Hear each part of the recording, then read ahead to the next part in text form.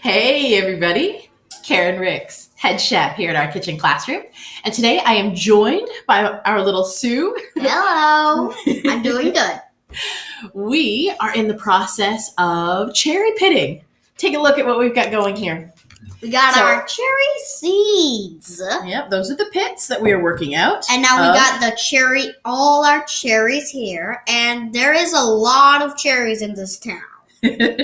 It's definitely cherry season right now. A small pan of cherries that we just pitted earlier already in the pan. So one of the things that I love to encourage cooks to do is to start with your ingredients and then decide what you're going to make from there. As our little Sue said, we have loads of fresh cherries at our disposal right now because it's cherry season here in Albania, and we are making the best possible use of this amazing bounty. I also received a little bit of a dare, or no, I won't call it that. I'll call it a challenge from one of our viewers. I was watching my friend and amazing Russian cook, Natasha, and she was chopping up peaches for jam. And they looked so beautiful. She's got some pictures of them. It looks like little flowers. And I asked her, oh, wow, what else do you do with those? She was like, oh, no, you can't do anything with those because they're poisonous. And I said, oh, what? No, I've done some stuff with those before. I've done lots of things with them before. I haven't been poisoning people, have I? Have I been poisoning people? No. Because some wild fruit or vegetables might be poisonous, but that's right. Not peaches. Now, this isn't a crazy foraging thing we've got going here, but the seeds have the most amazing flavor compounds in them. So we decided to put that theory to the test. And if you keep an eye on our blog at ourkitchenclassroom.com, I will be sharing even more with you about all the incredible things that we're doing with those pits. And not just the peach pits, I can't even talk now this morning, but these cherry pits too. Now, as you can see, we've got a lot more of these in here than we do cherries that we've already pitted, right?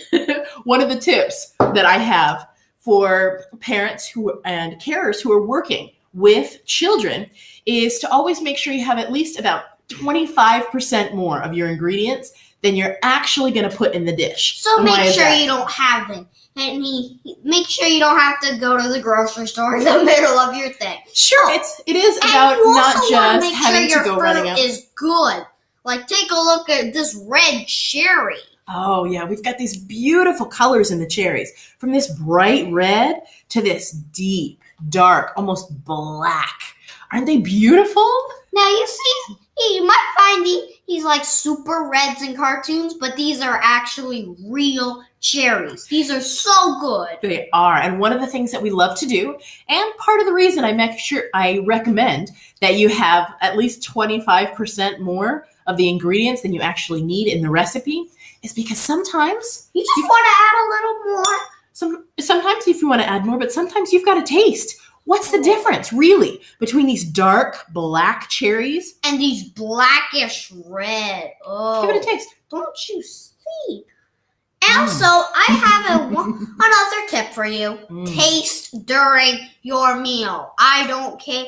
During your meal or your preparation? Your preparation. That's right. And do whatever you do, I advise you to taste all the time. This is so true. And chefs do this all the time, not only in professional kitchens, but I encourage you to do it in your home because, especially when you're working with a very seasonal ingredient like these cherries, they taste different from one day to the next, from one batch to the next, even from one cherry to the next.